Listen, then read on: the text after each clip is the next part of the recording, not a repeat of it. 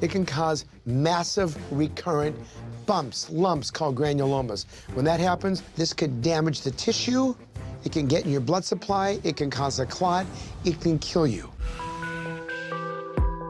Give us a little history of what happened and what you're trying to do. I'm a transgender person, and usually when you're transitioning, hormones only do so much. Right. It was word of mouth in the community that there was someone in our community that did the pumping, and I had seen some girls that had gone to her, and they looked beautiful. Pumping parties are when you go to someone's residence, but obviously not in a medical office, and have whatever it is injected into your face and your body. You don't know what you're getting. So I went to get my face done first. What did she inject first? Well, concrete, cement. When I had the first surgery done, they sent samples to the lab, and the results of that was that I had industrial strength silicone, which is really a kind of cement. How long ago was that? It was in 2003. Okay. One morning I woke up and my entire left side of my face was like a boil. Yep. And I was in the mirror and all of a sudden, explosion. Oh. Medical grade silicone injections in this country is illegal. It is never a good idea to go to someone's home and have caulking material injected into your face. Raji's one of the reasons you go to medical school. You want to help people like that. Big-hearted, wonderful, gentle person. I'm just hoping we can help her today. How many people come to your office with something foreign put in their lips? Oh, you mean like cement, concrete kind of thing? Ready for this? Sheep's fat? Sheep cells. I don't believe she that. said it was sheep fat. Take a look. Those are very big These are lips. big, but these don't look in. What country was this done in? Here, In this country? in this country. No way.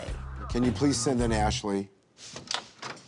Hello, Hello. guys. How are you? How are you, Nice Dr. to meet Nassif? ya. Jerry Dubrow, pleasure. All right, nice to guys. meet you. Give us the story of what happened here. What color was the syringe? Clear. Clear. Yes. So it's Wasn't not yellow. Okay, was it liquid or it looked Yep. like it was, solid? It was liquidy. Once you healed a little bit, did it look good for a while? Yes. I liked wasn't this it. big. No. It's been 12 years and they get bigger every year. The typical patient will come in at most will get 1 cc, maybe 1.5 in their upper and lowers. Yeah. You probably have 7 or 8 cc's in each lip. Wow. But you don't have big lips because you had necessarily too much put in. Your body has had an immunologic reaction to the foreign material to put in. And by the way, had you had sheep fat put in, you would have immediately had acute rejection response. You would have gotten infected, you would have gotten sick, you would have Immediately. infection. You would have been in the ER. So what Probably is it that most likely stays? this is non-medical grade, non-sterile silicone. Yeah. Thank you for seeing me. A combination of thoughts are running through my mind. Shock, intrigue, even fear of what really is in there.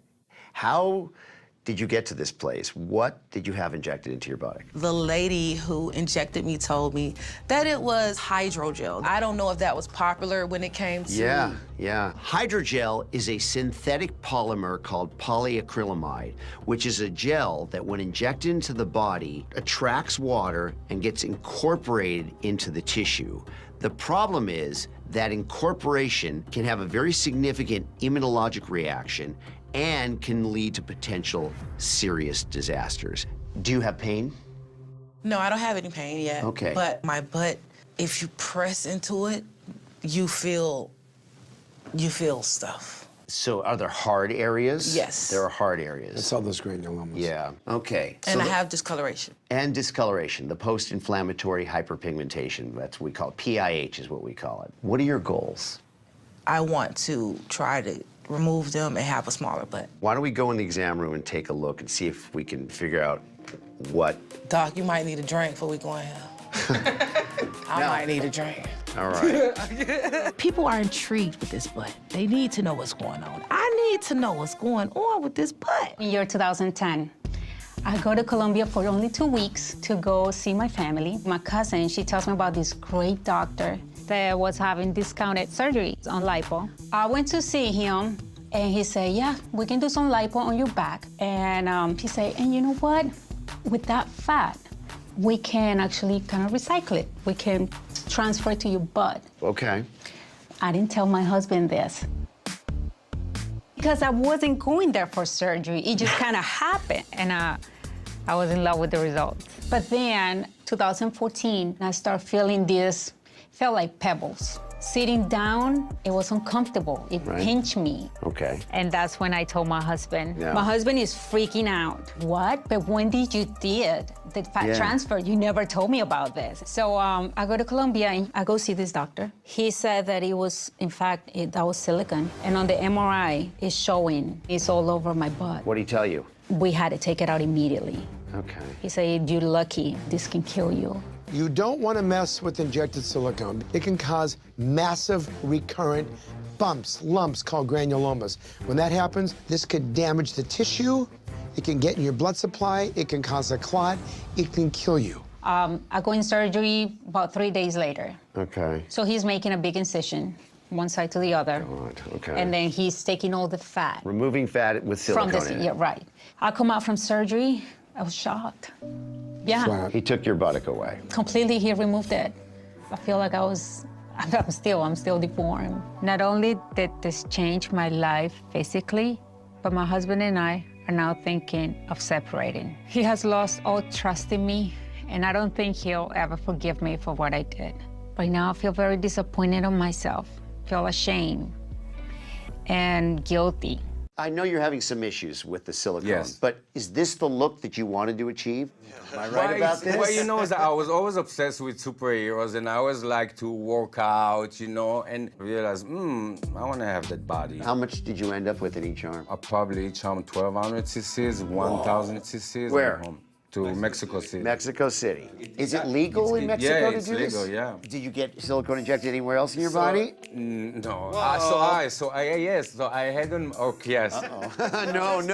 Yes. So I did. So I had on my lips, and 3 years ago, I always wanted a nose job. I didn't want to have a surgery, so I went to a doctor, and he said, "Okay, I put filler in you." Was it silicone? Yeah, it was silicone injection. Yes.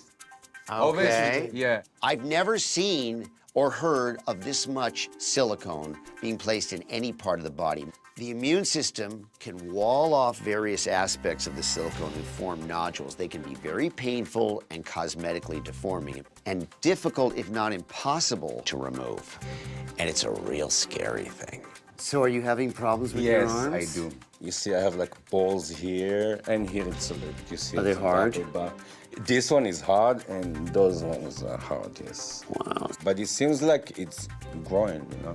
Your story is fascinating. It's really all about the complication of silicone injections, which are these granulomas. Exactly. So we'll examine you very carefully and determine what the best options are. Sounds okay, good. so let's go have a look.